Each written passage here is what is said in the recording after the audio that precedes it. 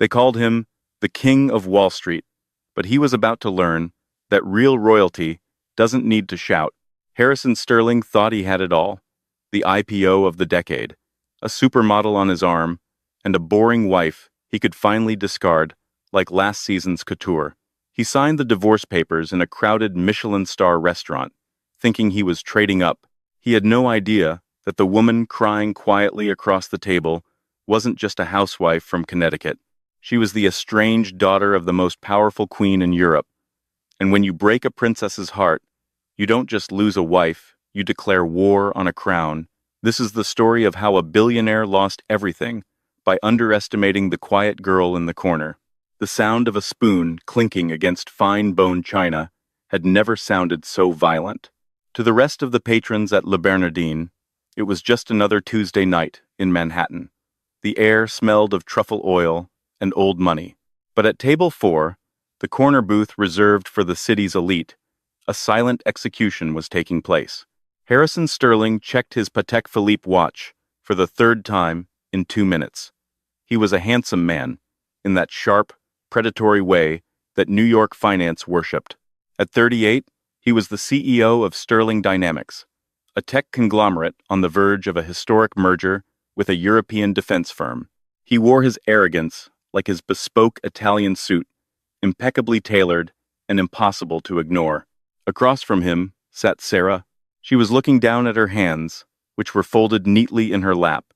She wore a simple beige cashmere sweater and no jewelry, save for the thin gold band on her ring finger. Her hair, a mousy shade of brown, was pulled back in a severe, practical bun.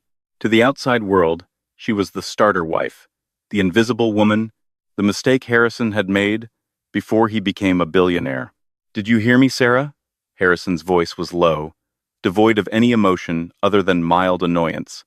I said, "The lawyers have drafted everything. The townhouse in the West Village is yours. I'm also giving you a generous settlement. $5 million. It's more than fair, considering we had a prenup." Sarah finally looked up. Her eyes were a striking, unusual shade of violet, the only feature of hers that ever drew a second glance. They were wet, but she wasn't sobbing. She possessed a terrifying stillness that Harrison had always mistaken for dullness. "It's not about the money, Harrison," she said softly. Her accent was a flattened, generic American dialect she had perfected over 6 years. "It's our anniversary." Harrison sighed, rolling his eyes. He reached for his wineglass, swirling the vintage Bordeaux impatiently. "Don't be dramatic. We haven't been a we for years, Sarah. You know this. I need a partner who fits my life now. Someone who can stand next to me at galas, who can charm investors. You're happier at home with your books and your gardening." He didn't mention Bella. He didn't have to. The tabloids had been doing that for him. Bella DeVille, the 22-year-old runway sensation, who was currently the face of Gucci and Bad Decisions. She was loud, vibrant, and looked devastating, in a backless dress everything Sarah wasn't. "Is this about the merger?" Sarah asked. "The European deal?" Harrison froze for a split second, then scoffed. "Don't try to talk business, Sarah. It's adorable, but unnecessary. This is about us. I've outgrown this. I've outgrown you." He pulled a thick manila envelope from his briefcase and slid it across the pristine white tablecloth. It hit the centerpiece with a heavy thud. "Sign it. Tonight. I want this done before the press conference on Friday. I don't want any baggage dragging me down when I ring the opening bell." Sarah looked at the envelope, then she looked at Harrison. For a second, the air around her seemed to shift. The mousy, shy demeanor cracked, revealing something colder and far more ancient beneath. She straightened her spine, and suddenly she looked taller sitting down. "You are making a mistake, Harrison," she said. Her voice didn't tremble. "Not because you are leaving me, but because of how you are doing it." "I'll take my chances," he sneered, tossing a black Amex card onto the table to cover the untouched meal. "Go back to Connecticut, Sarah. Find a nice accountant. Live a quiet life. It's what you were born for." He stood up, buttoning his jacket. He didn't look back. If he had, he might have noticed that the maitre d', a man named Jean-Luc, who had served royalty from Monaco to Oslo, was staring at Sarah with a look of pale, terrified recognition. Sarah didn't touch the envelope. She waited until Harrison was out the door, into the waiting flash of paparazzi bulbs that she had spent 6 years avoiding. Jean-Luc approached the table, his hands trembling slightly.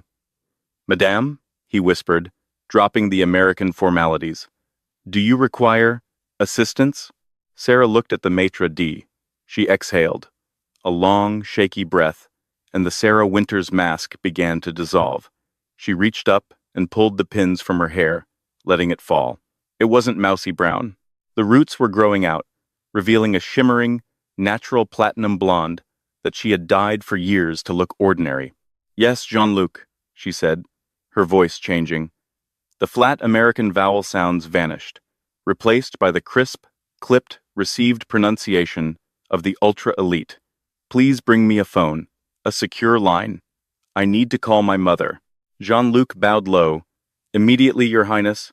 Sarah picked up the divorce papers. She didn't sign them. Instead, she took a pen from her purse, a fountain pen, with a crest engraved on the cap that Harrison had never bothered to look at closely, and wrote a single note on the front of the envelope. "Checkmate." She stood up. "And Jean-Luc, if anyone asks, Sarah Winters left an hour ago. She doesn't exist anymore. And who should I say was here, ma'am?" She turned to the window, watching Harrison's limousine disappear into the rainy New York night. "Tell them Serafina was here, and she's going home." The next morning, the headlines were brutal. Billionaire upgrade. Sterling dumps frumpy wife for model Bella DeVille. Harrison sat in his corner office on the 50th floor of the Sterling Dynamics building, reading the New York Post with a smug grin. The photo on the front page showed him exiting the restaurant, looking powerful and unbothered. The inset photo showed Sarah leaving 20 minutes later, looking small and pathetic under a large umbrella. "You're a free man, Harry," his COO, a sycophant named Greg, laughed from the leather sofa. "And just in time. The stock is up 4% just on the rumor of the divorce. The market loves that you're shedding the dead weight." "She was a sweet girl," Harrison said dismissively, swiping through photos of Bella on his iPad. "But she had no ambition. She didn't understand this world. I need someone who can help me secure the European contracts. The royals over there are obsessed with image." "Speaking of Europe," Greg said, sitting up, "the Grand Duchess of Ethelgard is hosting the Gala of the Century in Vienna next week. It's the key to the defense merger. If we get an invite, and you show up with Bella, it seals the deal. We become a global superpower." Harrison nodded. "Get me that invite. I don't care what it costs." Meanwhile, 3,000 miles away, a Gulfstream G 650 jet with no registration markings touched down on a private airstrip outside of London. The rain was torrential, but the moment the stairs lowered, a phalanx of black Range Rovers pulled up. Men with earpieces and umbrellas swarmed the tarmac. Sarah, now Serafina, stepped off the plane. She had changed out of her beige sweater. She wore a black trench coat tailored to perfection, dark sunglasses, and a scarf wrapped around her head. A tall, older man with silver hair and a military bearing stood by the lead car. He bowed sharply. "Welcome home, Your Highness. Her Majesty is waiting for you at the palace." "Thank you, Arthur," Serafina said. "Does the press know?" "Not yet, but the Queen is displeased. She has been watching Mr. Sterling's antics on the news." Serafina's lips tightened. "Mother always did hate him. She called him a merchant the first time I showed her his picture. She used a more colorful term this morning, ma'am." They drove in silence through the English countryside, bypassing the main highways. They didn't go to Buckingham Palace, that was for the Windsors.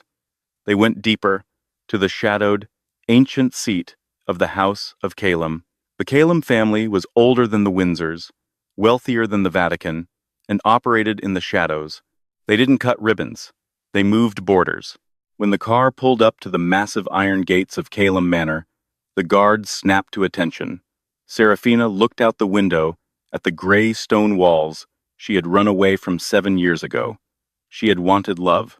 She had wanted to be normal. She had met Harrison in a coffee shop in Boston, where she was studying art history under a fake name. He had been charming, driven, and seemingly uninterested in her background. She thought he loved her. She looked down at her phone. A notification popped up from Instagram. It was Bella DeVille, a selfie of Bella in Harrison's penthouse.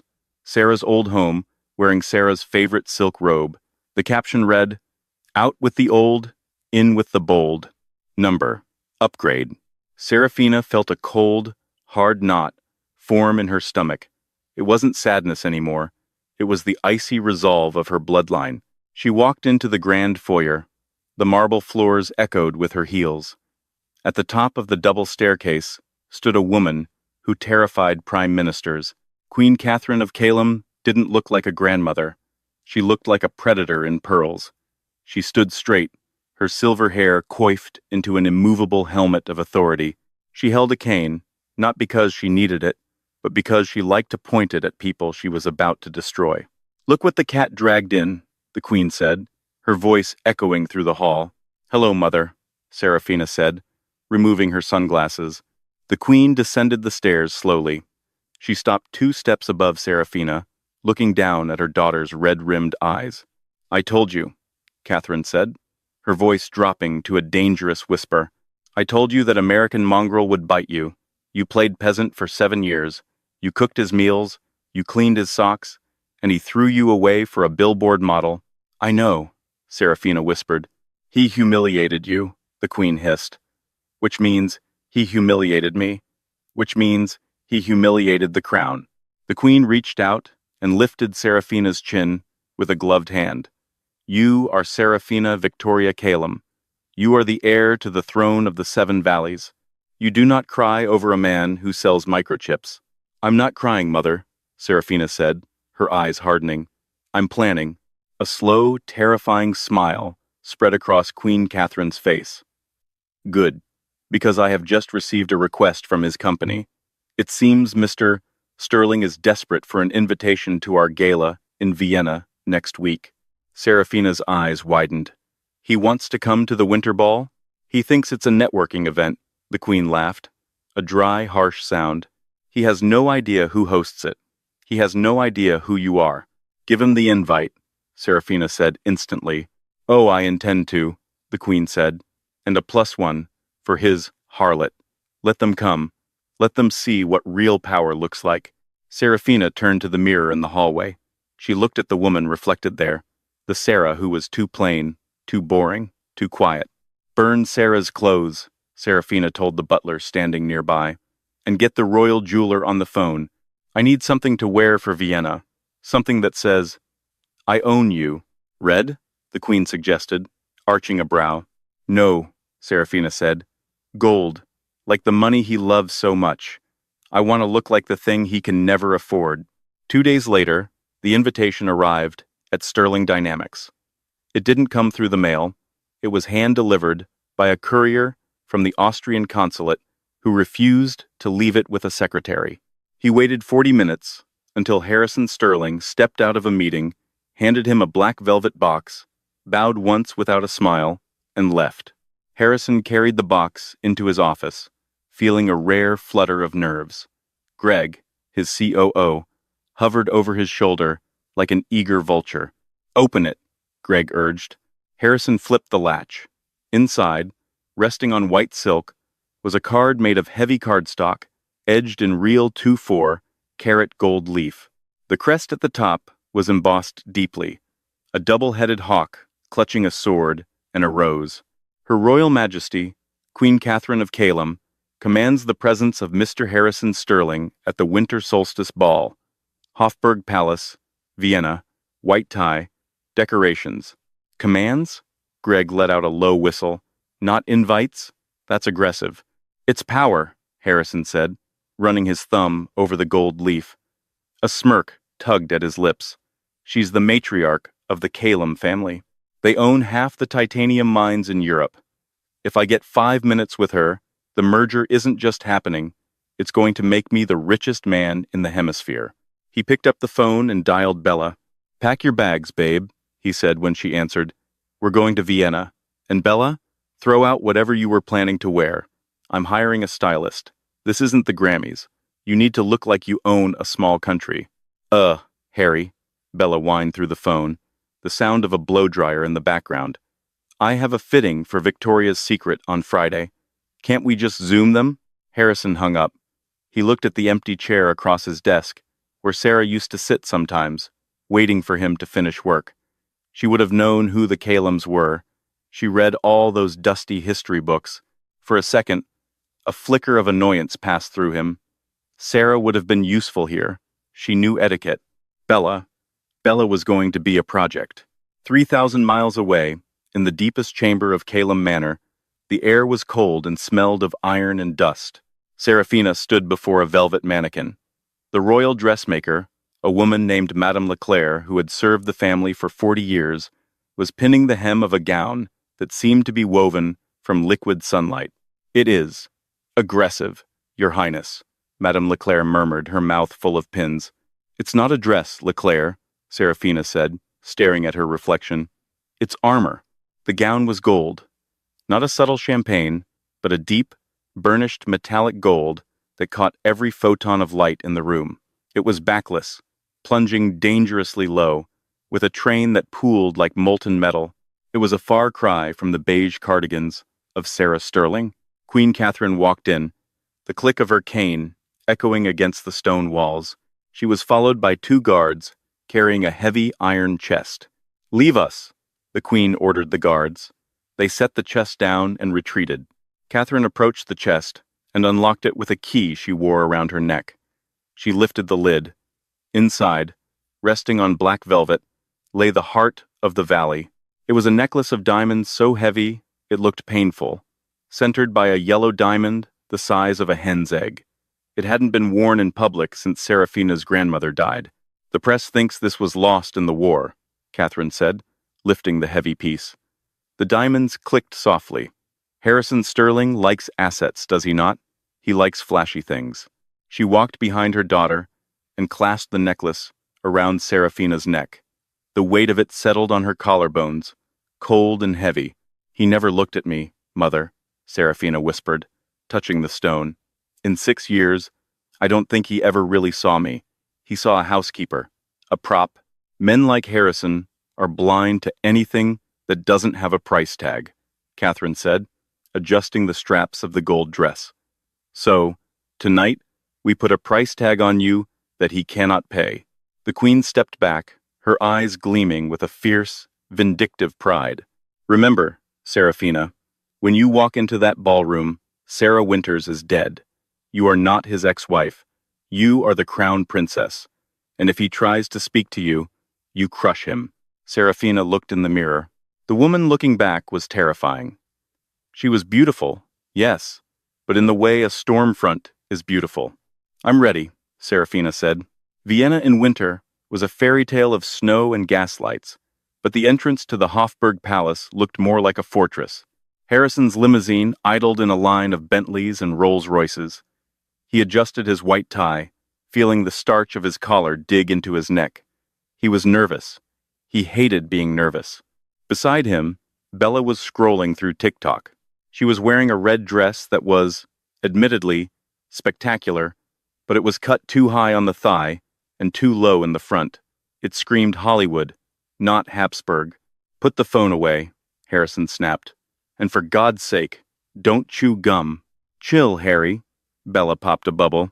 "It's just a party. They're just people." "They aren't people, Bella. They are the reason money exists." The car pulled up. A footman in full livery opened the door. Harrison stepped out, taking a deep breath of the icy air. He offered his arm to Bella, and they ascended the red carpet. Harrison expected paparazzi. He expected the flashing bulbs he was used to in New York, but there were none. This event was so exclusive that the press wasn't allowed within a mile of the gates. The silence was unnerving. Inside, the ballroom was a cavern of gold leaf and crystal chandeliers. The ceiling was a fresco of gods and monsters. The room was filled with people, but the volume was a low, polite hum. The men wore sashes and medals. The women wore tiaras that were family heirlooms, not loans from Harry Winston. Harrison felt a sudden, crushing sense of inadequacy. His billions meant nothing here. These people had castles older than his country. He grabbed a glass of champagne from a passing tray and downed it. "Stay close," he hissed to Bella, "and don't speak unless spoken to." "Whatever." Bella rolled her eyes, wandering off toward a table of hors d'oeuvres. Harrison stood alone near a marble pillar, scanning the room for the queen. He needed to find her. He needed to make his pitch. Suddenly, the music stopped. The hum of conversation cut off instantly. A major domo struck a heavy staff against the floor 3 times. Boom, boom, boom, boom. Her Imperial Majesty, Queen Catherine of the House of Calem, the voice boomed. The double doors at the far end of the hall swung open. Queen Catherine entered. She wore black velvet and a crown of iron and diamonds. The room bowed. Harrison, realizing a second too late, dipped his head awkwardly. But the announcer wasn't finished. And His Royal Highness, Prince Alexander, the voice continued. A tall, devastatingly handsome man in a military dress uniform stepped out, offering his arm to the Queen. And the announcer paused, and the silence in the room deepened. Her Royal Highness, the Crown Princess Serafina. Harrison straightened up, curious. He had heard rumors of a daughter, but no one had seen her in years. Then she stepped into the light. Harrison's breath caught in his throat. She was a vision in gold. The dress clung to her like a second skin, shimmering with every step. Her hair, a blinding platinum blonde, was swept up in an intricate braid, woven with pearls. Around her neck sat a diamond the size of a fist. She was the most beautiful woman Harrison had ever seen. She radiated power. She walked with a slow, languid grace, her chin held high, her violet eyes scanning the crowd with bored indifference. Violet eyes. Harrison frowned. The color tugged at a memory, buried deep under layers of narcissism. Sarah had violet eyes, he thought, but Sarah's were dull, sad. These eyes are electric. He shook his head. Impossible. Sarah was in Connecticut, probably crying over a quart of ice cream. This woman was a goddess. The royals descended the staircase and began to circulate. The crowd parted for them like the Red Sea. Harrison watched, mesmerized. As the princess laughed at something, a duke set a light, musical laugh that sounded nothing like Sarah's quiet chuckle. "She's incredible," Harrison muttered to himself. He saw his opening. The princess had separated from the queen and was standing near the fountain, holding a glass of champagne. She was alone for a split second. Harrison straightened his jacket. This was it. He would charm the daughter, get to the mother, and close the deal. He walked over, putting on his best billionaire charmer smile. "Your Highness," Harrison said, approaching her from the side. "I don't believe we've been introduced." The princess turned slowly. Up close, she was even more breathtaking. The scent of her perfume hit him jasmine and tuberose. It was expensive, complex. She looked at him. Her expression didn't change. There was no recognition, no warmth, just a cool, appraising stare, as if he were a piece of furniture she found slightly tacky. "Mr. Sterling," she said. Her voice was crisp, British, and utterly patrician. "My mother mentioned you would be here. The American computer salesman." Harrison flinched. "Salesman?" "I own Sterling Dynamics," he corrected, his smile faltering slightly. "We're actually the leading tech firm in the States. I was hoping to discuss the synergy between our tracking systems and your family's interests." The princess took a sip of her champagne, her eyes never leaving his face. "Synergy?" she repeated, tasting the word like it was spoiled milk. "You Americans use such colorful words to dress up greed." Harrison laughed, trying to recover. "I admit, I'm ambitious, but I'm also a man who knows quality when he sees it.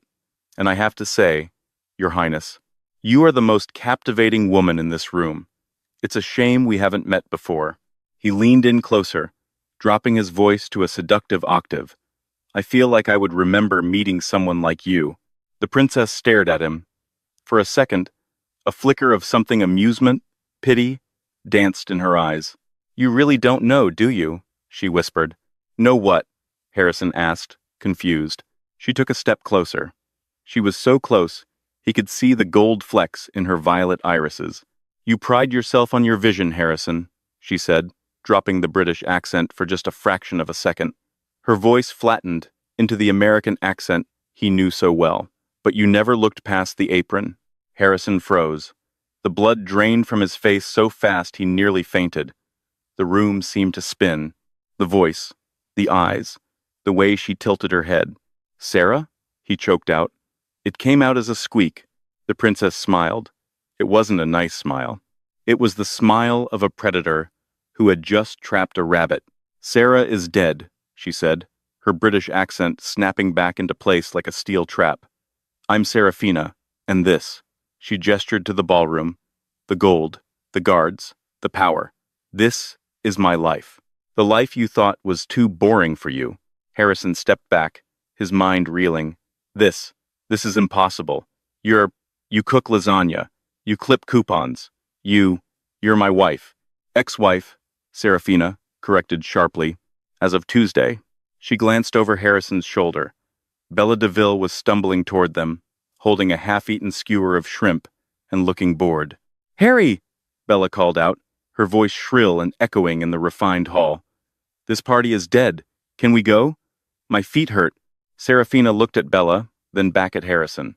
The look of absolute withering disdain she gave him was worse than a slap. "She's perfect for you, Harrison," Serafina said coldly. "Common, loud, and temporary." "Wait." Harrison grabbed her arm. It was a reflex, a mistake. Instantly, two royal guards materialized from the shadows. One grabbed Harrison's wrist and twisted it behind his back with agonizing efficiency. Harrison yelped, dropping to his knees. The room went silent. All eyes turned to them. Queen Catherine was watching from the throne, sipping her wine with a satisfied smirk. "Unhand me," Harrison shouted, pain shooting up his shoulder. "Do you know who I am?" Serafina looked down at him, kneeling at her feet in his expensive tuxedo. She adjusted her diamond bracelet, looking bored. "We know exactly who you are, Mr. Sterling," she said, her voice carrying through the silent ballroom. "You are a guest who has overstayed his welcome." She turned to the guards. "Throw him out." "And the girl?" "Sarah, please!" Harrison begged, panic finally setting in as the realization of what he had lost crashed over him. "We can talk about this. I didn't know." Serafina turned her back on him, the gold dress swirling around her ankles. "That," she said, over her shoulder, "was always your problem." The cobblestones outside the Hofburg Palace were slick with ice, but Harrison didn't feel the cold. He felt the burning, radioactive heat of total humiliation.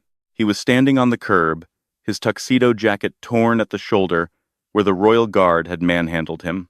Beside him, Bella was shivering violently in her skimpy red dress, tapping furiously on her phone.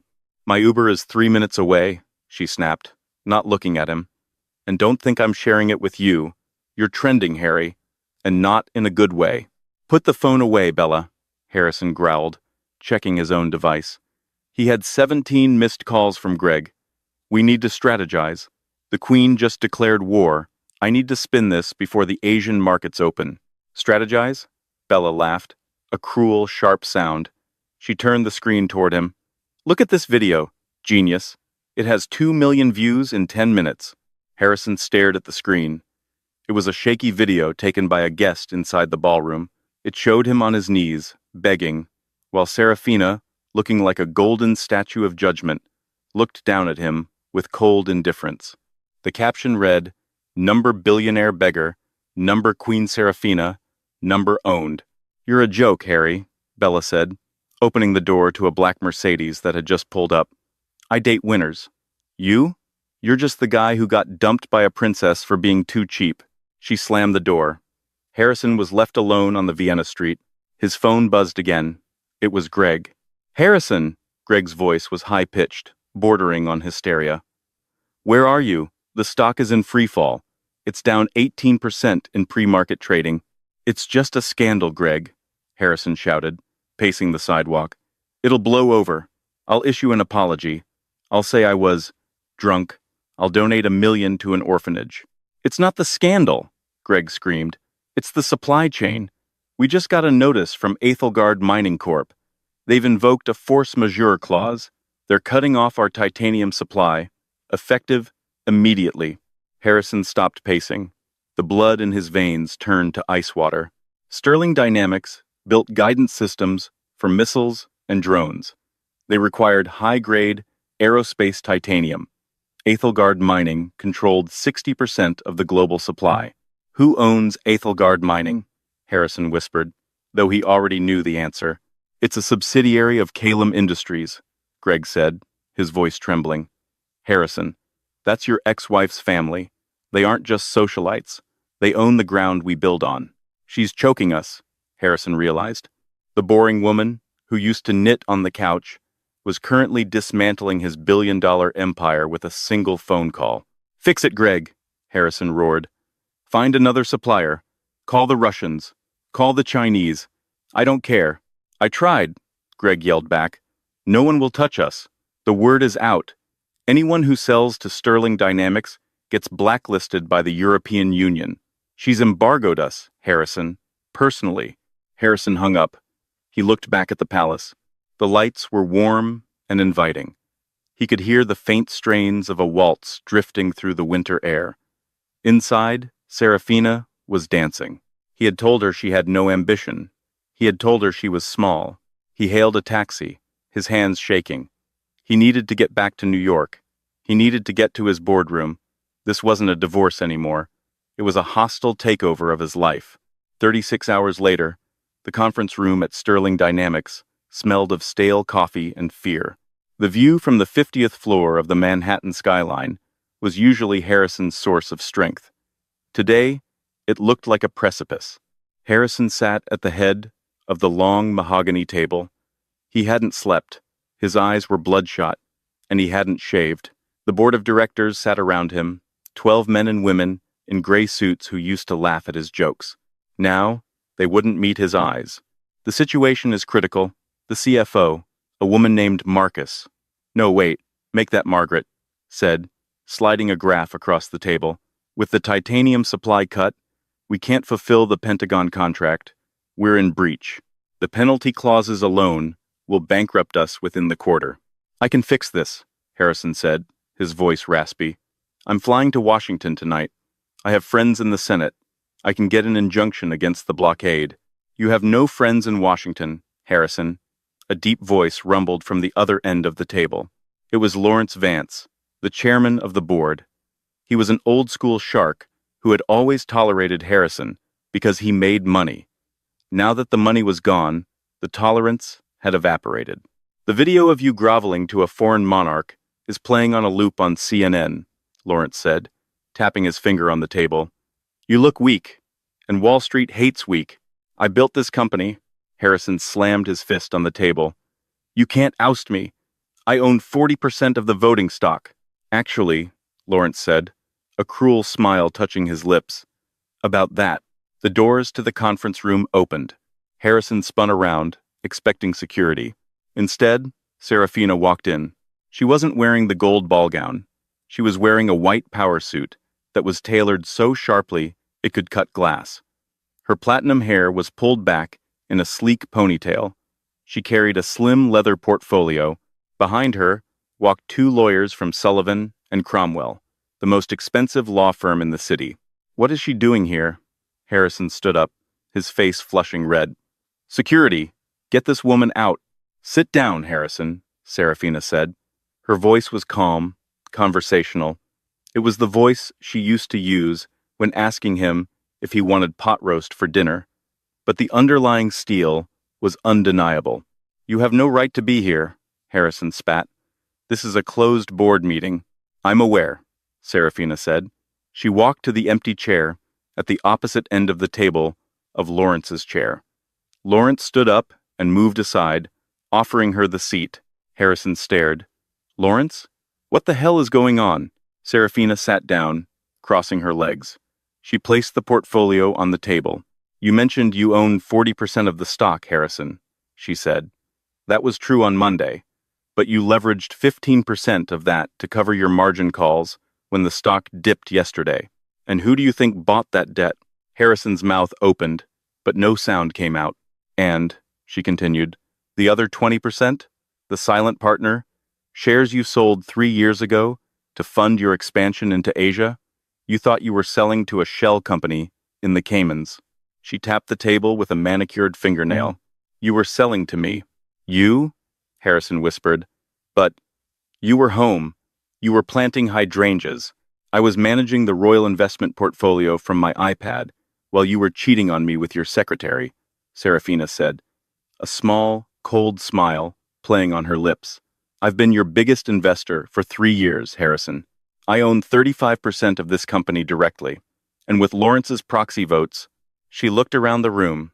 The board members nodded in unison. They knew who the new boss was. I control 51% of Sterling Dynamics. Harrison fell back into his chair. He felt like he couldn't breathe. The walls were closing in.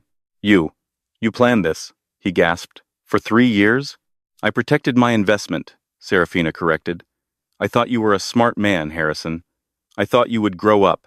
But when you served me divorce papers on our anniversary, I realized you were a liability. She opened the portfolio and pulled out a single sheet of paper. This is a motion to remove the CEO for gross misconduct and incompetence. It has already been signed by the majority. She slid the paper down the long, polished table. It stopped perfectly in front of him. You're fired, Harrison. Harrison looked at the paper. Then he looked at the woman he had ignored, belittled, and discarded. You can't do this, he pleaded, his voice cracking. This is my life. I have nothing else. You have the townhouse in the West Village, Serafina said, echoing his words from the restaurant, and I'm prepared to offer you a settlement. 5 million. It's more than fair. The boardroom was silent. The irony hung in the air, thick and suffocating. Take the deal, Harrison, Lawrence advised quietly. Before she changes her mind and leaves you with zero. Harrison looked at his hands. He looked at the window. He realized, with a sickening jolt, that he was the goldfish now, and she was the shark. I'll sign, he whispered. Good, Serafina said. She didn't gloat. She didn't cheer. She just checked her watch. Security will escort you out. You have 10 minutes to clear your desk. I want the office sanitized before I move in. Harrison stood up. He walked to the door, a broken man in a $5,000 suit. Just as he reached the handle, Serafina spoke one last time. Oh, and Harrison? He turned back, tears of rage and sorrow stinging his eyes. The next time you decide to upgrade, she said, her violet eyes flashing, make sure you know the difference between a rhinestone and a diamond. Harrison walked out. The door clicked shut behind him. Inside the boardroom, Serafina let out a long breath. She didn't look triumphant. She looked tired. Shall we begin? She asked the board. We have a lot of mess to clean up. 6 months. It had been exactly 182 days since the boardroom doors had slammed shut on Harrison Sterling's life. But to him, it felt like he had been wandering in a purgatory of his own making for decades. New York City, the beast that Harrison had once thought he had tamed, had turned on him. The city had a famously short memory for success. Billionaires were minted every Tuesday, but it possessed an elephant's memory for failure. And Harrison wasn't just a failure, he was a caricature. He was the simp of Wall Street, the man who had traded a royal dynasty for a magazine cover girl, the man whose begging face had been turned into a gif used by teenagers to mock their friends. It was a Tuesday night, raining with that specific, bone-chilling hostility that only November in Manhattan could muster. Harrison sat in the back corner of McSweeney's, a dimly lit dive bar in the West Village that smelled of stale beer, lemon polish, and quiet desperation.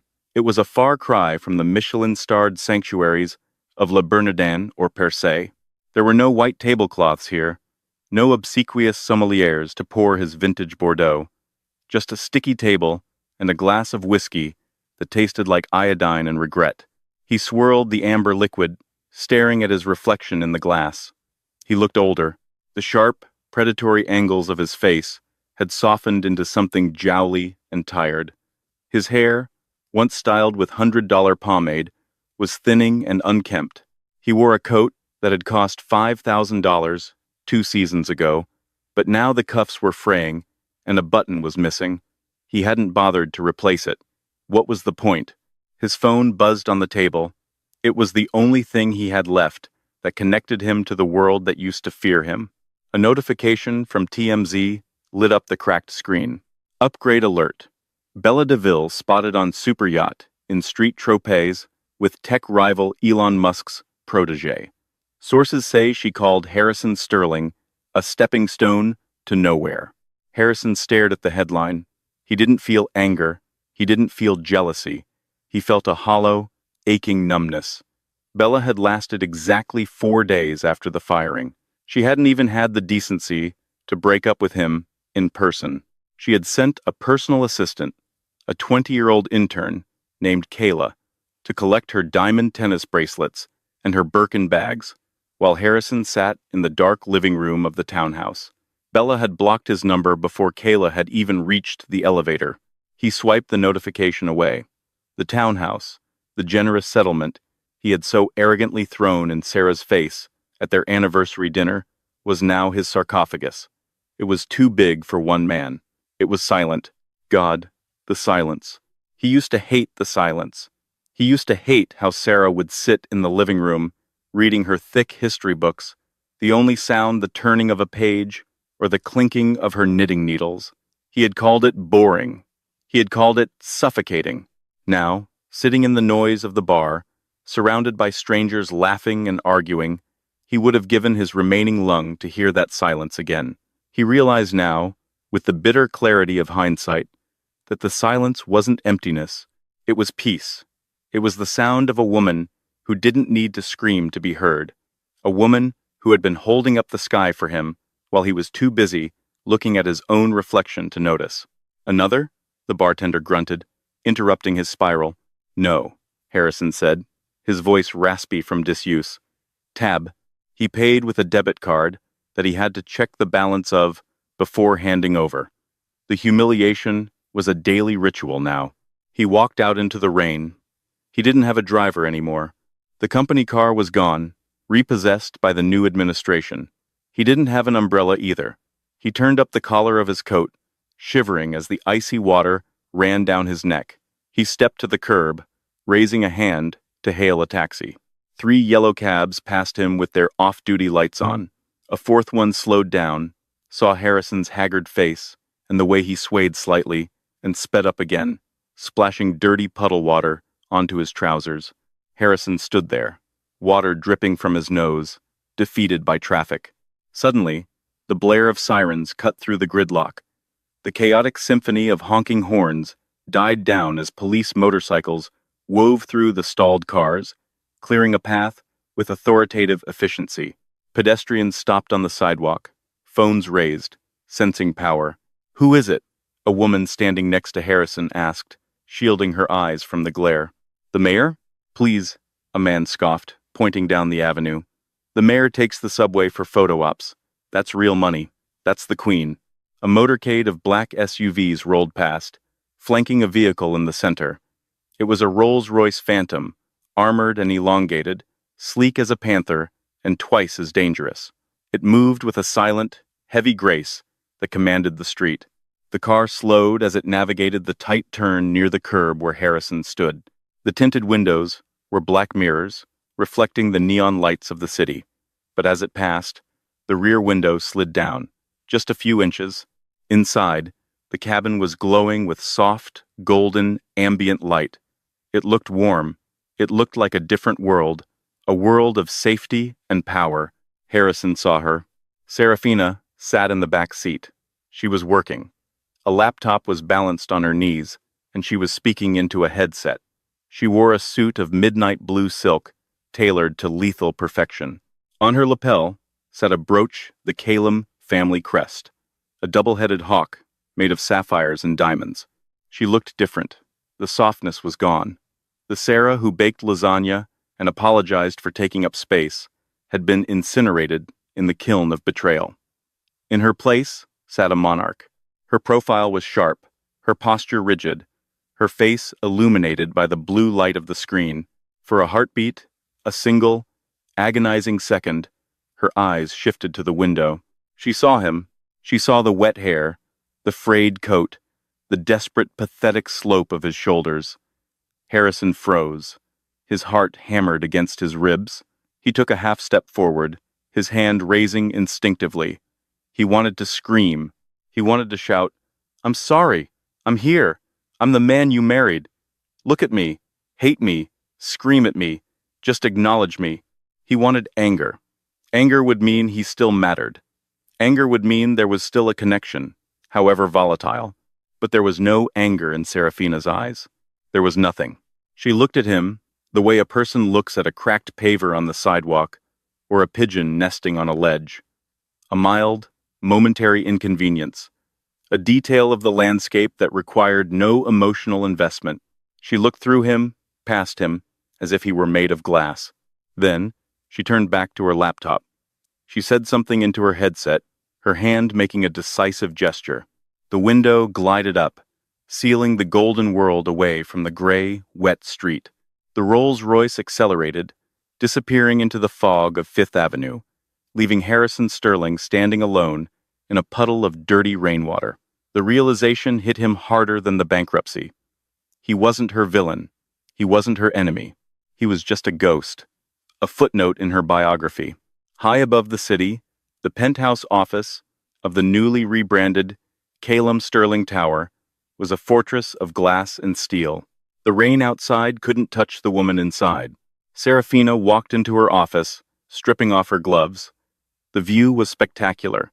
The entire city lay at her feet, a glittering grid of ambition and electricity, too, but she didn't stop to admire it.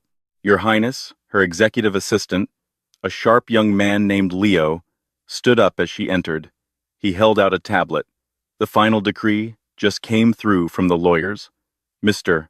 Sterling signed the papers this morning. You are officially divorced." Serafina took the tablet. She looked at the digital document. Harrison's signature at the bottom was shaky, a jagged scrawl compared to her elegant, looping script. "And the rebranding?"